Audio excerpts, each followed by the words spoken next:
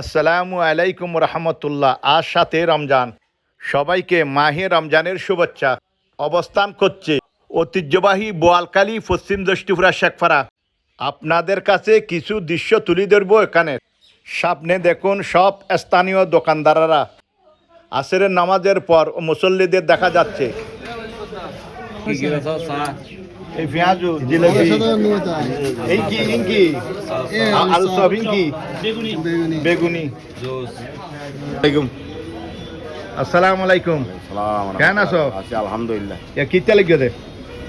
লেবু লেমু বেসত দেখ লেমু লেমু গহতে লেবু জোড়া 20-30 জোড়া 20-30 ইবেলানের সেকান্দারের ফুয়া শেখপাড়া। ও সেকান্দার সাহেব কেন আছো? আলহামদুলিল্লাহ। নিত্য প্রয়োজনীয় জিনিস পাওয়া যায়। এবার মজুর ড্রাইভার। ঠিক আছে।